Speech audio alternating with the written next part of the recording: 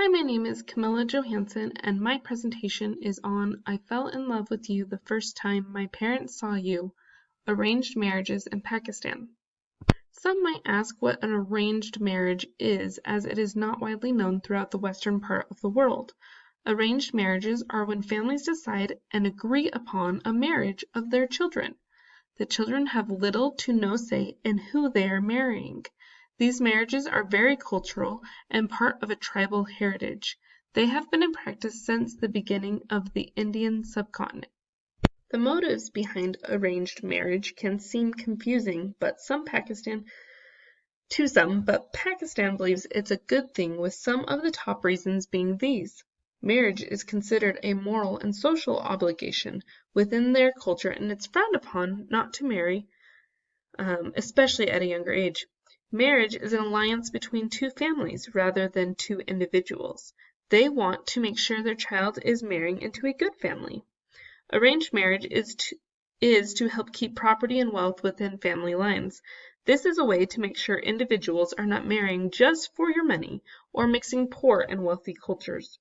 Shockingly, in 2013, a study showed that 74% of women prefer an arranged marriage. The demographics of people getting married in Pakistan have changed through the years as well. It is required by law now that males must be at least 18 years of age to marry, and females must be at least 16 years of age to marry.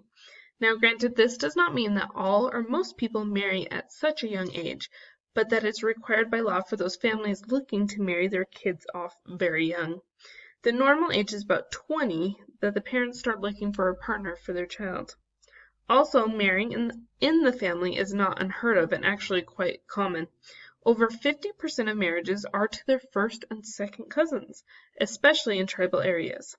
Marrying your cousin seems wrong to much of the world now, but to the people in Pakistan, it is a way to keep their family close. Weddings in Pakistan are something to celebrate, and they make them a very big deal. Most weddings here take over a year to plan out. This is because there is much to plan. They have three parts to a traditional wedding. The first is called nikah, which is the formal marriage contract signed by both the bride and the groom. This takes place usually in a mosque and makes the marriage legally official. The second part is called shadai. Shadai is a ceremony with an amazing dinner with family and friends. This is the celebration and party of the year, with many wonderful pictures to remember. The third part is walima.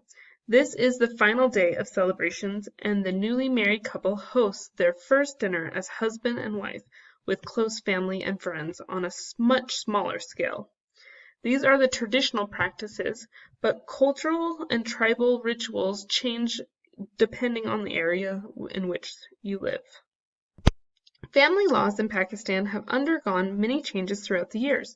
In 1937, the Muslim family law gave rights to women, which enabled them to file for divorce.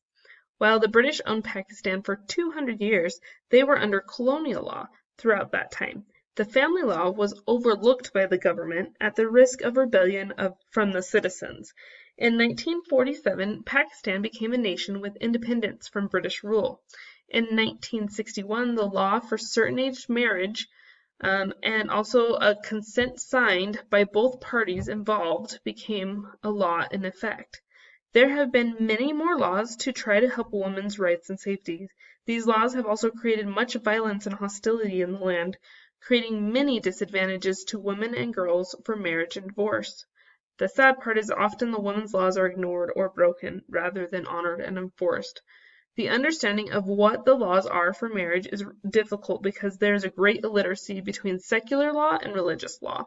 Local customs and traditional practices are often incorrectly attributed to the Islamic law and are based more on tribal practices.